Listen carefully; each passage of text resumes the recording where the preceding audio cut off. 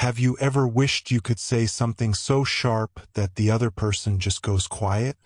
Not by yelling, not by insulting, but with pure intelligence.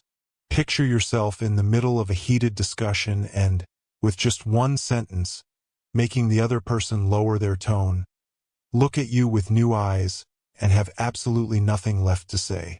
Today, I'm going to share 5 responses so strong that when you use them, they make anyone fall silent.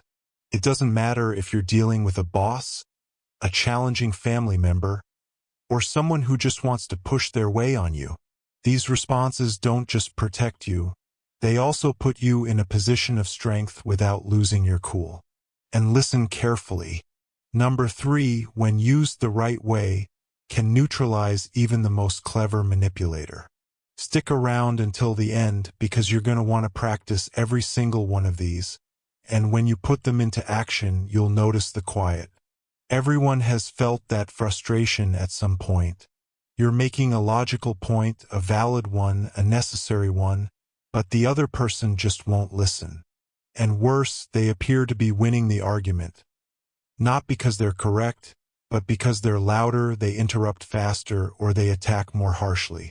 In our society, power is often confused with volume, certainty with force, and respect with intimidation.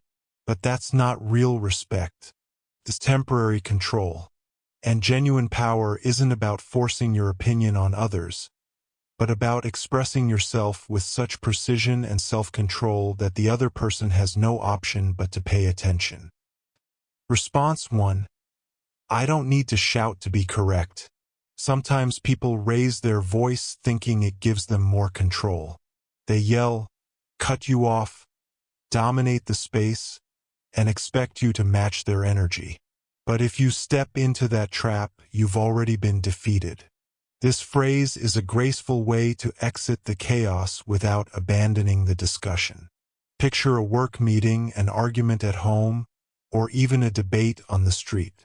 The other person increases their volume, trying to take over the atmosphere.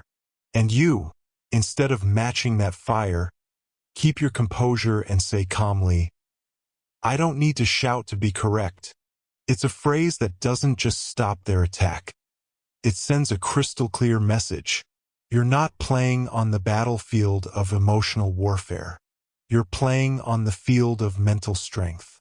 In that split second, the person across from you understands that something has shifted. You're no longer fighting. You're in command. The Stoics believed that self-discipline is not suppression. It is genuine power. Epictetus said, "He who cannot master his words will be enslaved by his feelings." And that's exactly what you're showing with this response. You don't need volume because your reasoning is solid enough. You don't need to dominate because your confidence already does that for you. This phrase doesn't just silence the shouter. It also captures the attention of everyone watching. Because when you speak with peace in the middle of chaos, everyone sees who truly has the power. Response 2. How you speak reveals more about you than about me. When someone goes after you with mockery, sarcasm, or disrespect, the easiest reaction is to fire back the same way. But that's where most people fail. This phrase works like a clean mirror. It doesn't strike back with aggression. It doesn't defend with panic. It simply reflects what the other person is displaying. How you speak reveals more about you than about me. By simply saying this, you disarm the poison in their words because you're not insulting them back. You're not begging for acceptance, and you're not playing their game. Imagine you're in a discussion and someone throws a cutting remark. You could hit back, but instead you meet their eyes calmly and deliver that line. And then something surprising happens. They hear themselves, and in doing so, they feel the heaviness of their own behavior. Marcus Aurelius wrote, "The greatest payback is to be nothing like the one who wronged you." And this phrase is the perfect embodiment of that wisdom. You not only keep your inner peace, but you also make the other person face their own lack of respect. Beyond that, there's a powerful lesson here. When you don't react the way they predicted, you flip the script. And when you flip the script, you shift the entire dynamic. This phrase is for people who have chosen not to lower themselves, not to give in, and not to let someone else's behavior determine who they are. Response 3. Let's continue when we can be respectful. Some discussions aren't really discussions. They're attacks wearing the mask of conversation. The other person cuts you off, raises their tone, forces their truth, and expects you to keep pace. But you're not required to participate in a messy exchange. This phrase isn't backing down. It's setting a standard. Let's continue when we can be respectful. It's direct, mature, and unwavering. You're not running away. You're raising the bar. Imagine you're debating with someone who won't let you complete a single thought. They interrupt you over and over. Their energy is hostile. Instead of feeding the tension, you pause. You take a breath and say with composure, "Let's continue when we can be respectful." At that instant, you change the focus of the exchange. It's no longer about the subject at hand. It's about the basic conditions needed for that conversation to hold any value. This kind of response, according to Epictetus, reflects self-command. He said, "You can't control what others choose to do, but you can control what you're willing to tolerate."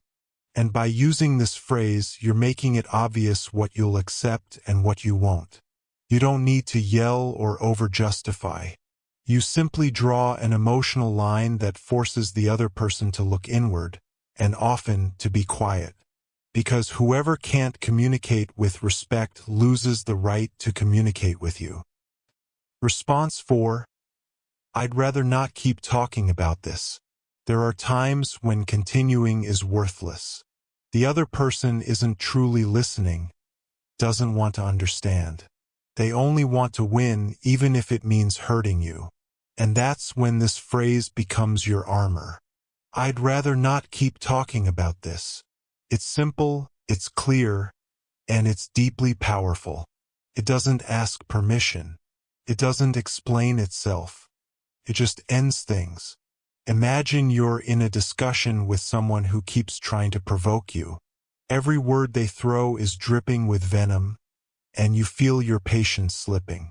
Instead of losing control, you breathe, look at them with serenity, and say, "I'd rather not keep talking about this."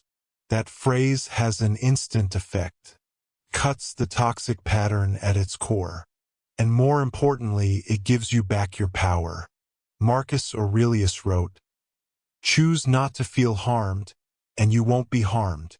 And when you choose not to continue, you're protecting your energy, your attention, and your self-respect. This isn't surrender. It's deciding that your peace matters more than getting the final word. And whoever witnesses you do this understands that you're not avoiding the fight. You're rising above it. This phrase is like closing a door. And sometimes shutting that door is the strongest move you can make. Response 5. That's your view, and I respect it, but I don't agree. Not every argument is with an enemy. Sometimes it's with friends, co-workers, or family who insist on pushing their worldview onto you. They do it with kind intentions, but without realizing it, they cross your limits. And that's when you need a phrase that establishes your stance with respect, but without giving in. That's your view, and I respect it, but I don't agree. It's a response that doesn't challenge, but it does define. It's like saying, "I hear you, I acknowledge you, but I have my own thinking." Imagine someone close to you keeps pushing you towards something. A choice you don't want to make, a belief you don't hold, a judgment you don't find fair. Instead of debating every detail or staying silent to avoid conflict, you tell them in a steady, calm voice, "That's your view, and I respect it, but I don't agree. What happens next is beautiful. The other person is forced to accept your position with no opening to attack it because you're not dismissing their perspective. You're just reinforcing your own. Seneca said it plainly. To be a prisoner to other people's opinions is the worst kind of captivity. And this phrase is the key to breaking free from that prison. It's an elegant way of saying, I think for myself and I don't need your permission to do it. Using this response regularly gives you something rare, emotional freedom. And when someone realizes they can't pressure you, they start to respect you even more. Conclusion. Now you have 5 responses that don't just defend you, they strengthen you. 5 phrases that, when spoken with calm, confidence, and precision, make the other person go quiet. Not because you've destroyed them, but because you've elevated yourself above them. Because respect isn't demanded through force. It's earned through character. Let's go through them one final time. 1. I don't need to shout to be correct. 2. How you speak reveals more about you than about me. 3. Let's continue when we can be respectful. 4. I'd rather not keep talking about this. 5. That's your view and I respect it, but I don't agree. Don't underestimate the strength of these phrases. When you practice them and weave them into your everyday life, you'll notice something very clearly. People will begin to listen to you more carefully and approach you more thoughtfully. Because you're no longer someone who's easy to manipulate or trigger. You're someone with presence, with control, and with a commanding voice.